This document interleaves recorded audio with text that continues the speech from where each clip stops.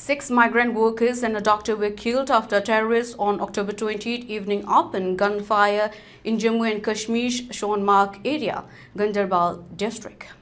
2 workers were injured in the incident. The terrorists reportedly opened fire at a camp housing the laborers who were deployed to work an under-construction tunnel in Gun area.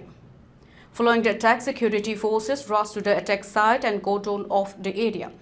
As per initial reports, the workers and doctor were part of the construction team working on the Zaymok tunnel connecting Gaganir to Sonmark in central Kashmir's Ganderbal district. Official told news agency PTI that the terrorists yet to be identified and believed to be at least 2 carried out the attack when the laborers and other staff working on the tunnel project at Gun in Ganderbal had returned to their camp late in the evening.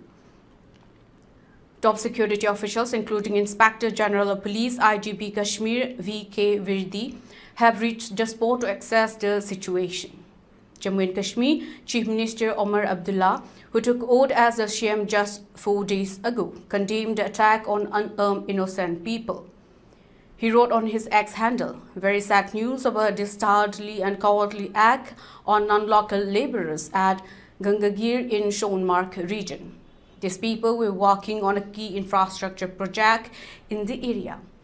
To have been killed and 2 to 3 more have been injured in this militant attack.